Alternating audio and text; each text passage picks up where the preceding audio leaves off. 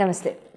September నెలలో రాశి ఫలాలు ద్వాదశ రాశి వాళ్ళకి కూడా ఏ రకంగా ఉండబోతోందనేది తెలుసుకుందాము. మరి అయితే సెప్టెంబర్ నెలలో మనకి గ్రహాలన్నీ కూడా ఏ రకంగా సంచరిస్తున్నాయి, ఏ రకంగా వాటి యొక్క సంచారం యొక్క ఫలితాలు 12 రాశుల వాళ్ళకి కూడా ఏ క్షేత్రాల్లో అంటే ఏ డొమైన్స్లో ఏ ఫంక్షన్స్లో లైఫ్లో మనకి అతి ముఖ్యమైనవి అయిన career, finances, marriage, love and then health, ఇటువంటి డొమైన్స్లో మీ అందరికీ కూడా ఎటువంటి ఫలితాలు ఉండబోతున్నాయి అనేది ఈ వీడియోలో చక్కగా తెలుసుకుందాం.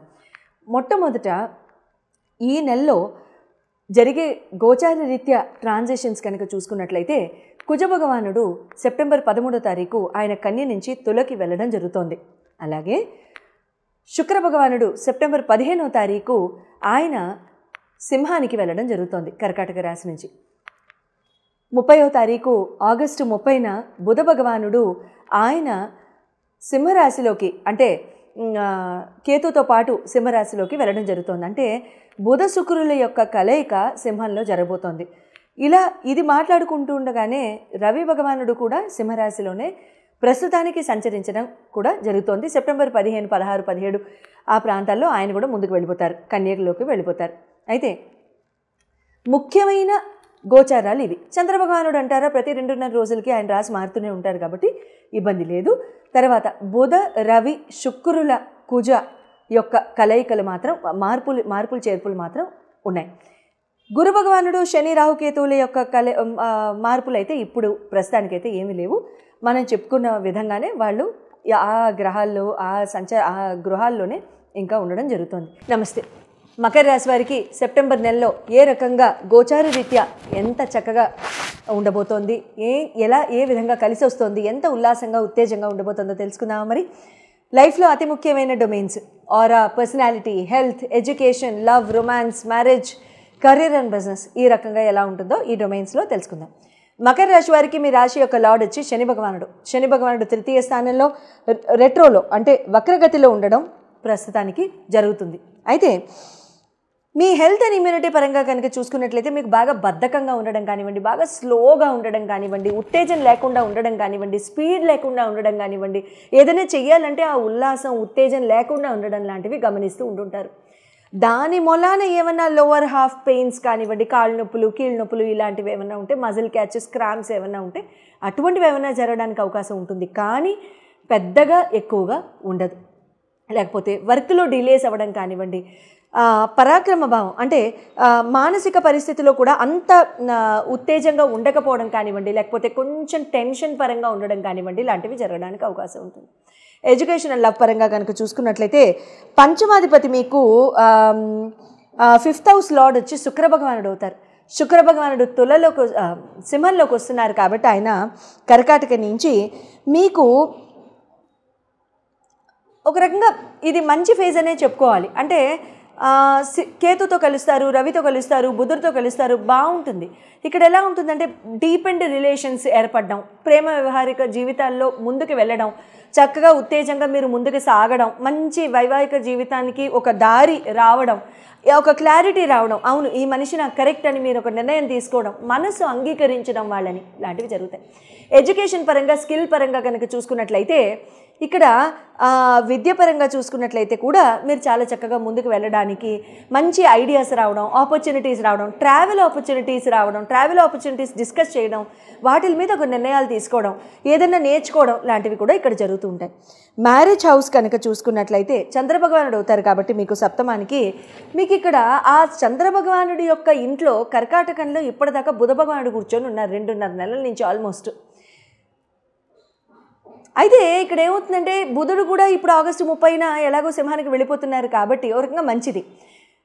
అయితే ఇక్కడ ఏమవుతుందంటే ఆ మూడీనెస్ లేకపోవడం, ఒకసారి ఒకలాగా అంటే అలా ఉండడం లాంటివి లేకుండా చాలా చక్కగా ఉత్తేజంగా ముందుకు వెళ్ళడం, హాయిగా సుఖంగా ఉండడము, లేకపోతే ఒక్కొక్కసారి మౌనం పాటించడం, అంటే మాట్లాడకపోవడం అలాంటివి లేకుండా చాలా చక్కగా అంటే పరస్పరం మాట్లాడుకుంటూ హాయిగా సుఖంగా ముందుకు వెళ్ళడం లాంటివి జరుగుతూ ఉంటాయి.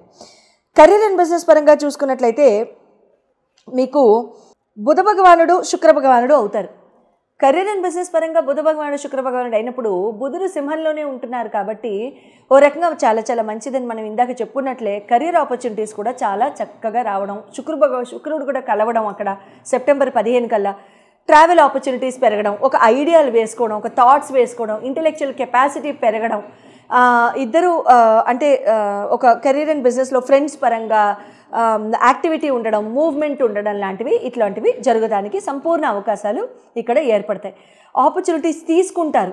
ప్రతి opportunity will be encashed for future. Long టర్మ్కి ఈ ఆపర్చునిటీస్ అన్నీ కూడా చాలా చాలా బాగుంటాయి. సో బుధుడు శుక్రుడు ఇచ్చే ఆపర్చునిటీస్ ఎప్పుడు కూడా వదులుకోవడం మంచిది కాదు. సో ఖచ్చితంగా అవి మీరు తీసుకుని ఆ కెరీర్ ఆపర్చునిటీస్, బిజినెస్ ఆపర్చునిటీస్ తీసుకుని ముందుకెళ్ళడం, వాటిల్లో మీ గ్రోత్ మీరు చూడడం లాంటివి ఇక్కడ సంపూర్ణ అవకాశాలు జరగడానికి ఉంటాయి. మీకు మీ జన్మతః కనుక మీ గోచారం చూపించుకోవాలనుకుంటే, మీకు ఏమైనా క్వశ్చన్స్ ఉండి అవి క్లారిఫై చేసుకోవాలనుకుంటే కనుక స్క్రీన్ మీద డిస్ప్లే చేయబడ్డ నంబర్స్కి కాల్ చేసి మీరు అపాయింట్మెంట్ తీసుకోవచ్చు. శుభం భూయాత్. ఫైనాన్షియల్గా చాలా సంవత్సరాల నుంచి ఇరుక్కుపోయామండి. ఫైనాన్షియల్గా చాలా సంవత్సరాల నుంచి ఇవ్వాల్సిన వాళ్ళు ఇవ్వడం లేదు.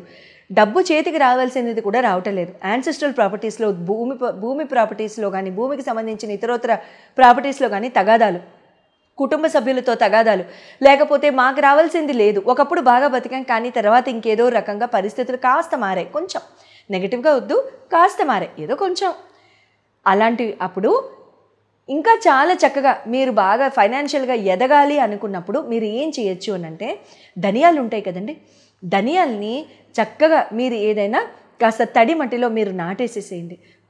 కొద్ది రోజుల్లోనే మొలకలు వచ్చేస్తాయి. ఆ మొలకల్ని కాస్త పెంచండి, ఆ ఎదగడం చూడండి. ఎన్ని రోజులు చూస్తారు? ఒక వారం రోజులు, ఒక 40 రోజులు అట్లా చూస్తూ ఉండండి. 15 రోజుల నుంచి 30 రోజుల వరకు అయితే తేడా కనపడుతుంది.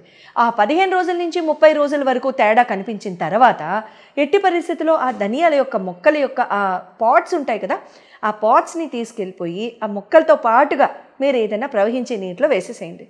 ప్రవహించే నీటిలో వేసేసిన తర్వాత దాన్ని మళ్ళీ అదే ప్రాసెస్ని మళ్ళీ రిపీట్ చేసుకోండి. ఇలా ఎన్నాళ్ళు చేయాలి? ఖచ్చితంగా ఒక 11 నెలల వరకు చేసుకోండి.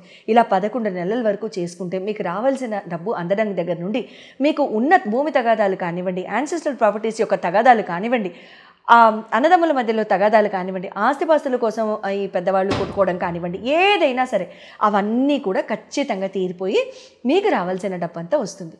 తర్వాత మళ్ళీ చేసుకుంటూ ఉండొచ్చా? చేసుకోవచ్చు, కానీ ఊరికినే మన మొక్కల్ని వేస్ట్ చేయాల్సిన అవసరం లేదు. ధనియాల్ని ఎందుకు వాడుతున్నాం? ఫాస్టెస్ట్ గ్రోయింగ్ క్రాప్ కాబట్టి, అది చాలా త్వరగా పెరుగుతుంది కాబట్టి, అది అంత త్వరగా పెరుగుతుంది కాబట్టి అంత త్వరగా మన డబ్బు యొక్క పరిస్థితి కానివ్వండి, మన డబ్బు యొక్క నిల్వ చేసుకునే ఆ గుణం కానివ్వండి, లేకపోతే ఆ శక్తి కానివ్వండి మనకు కూడా పెరగాలని చెప్పి మనం ఇక్కడ ఈ రెమెడీ చేస్తున్నాం. సో ఖచ్చితంగా మినిమం ఒక 11 నెలలు. ఏ రోజు మొదలు పెట్టాలని ఏం లేదండి. అమావాస్య రోజు కూడా మొదలు పెట్టచ్చు, ఇబ్బంది ఏం లేదు. మంగళవారం ఒక్క రోజు మొదలు పెట్టద్దు, ఎందుకంటే మళ్ళీ చేయాల్సి వస్తుంది. మళ్ళీ ఎప్పుడు చేస్తాము? మళ్ళీ పరిస్థితి మారితే చేస్తాం. ఎందుకు కోరుకోవడం? శుభంగా చేసుకోండి. మంగళవారం మంగళప్రదమైన రోజే. కాకపోతే ఏంటంటే తీర్చేసేవి ఏమన్నా ఉంటే మంగళవారం చేయాలి తప్ప పెంచుకునేది ఏమన్నా ఉంటే మాత్రం అలా చేయాల్సిన అవసరం లేదు. శుభం భూయాత్.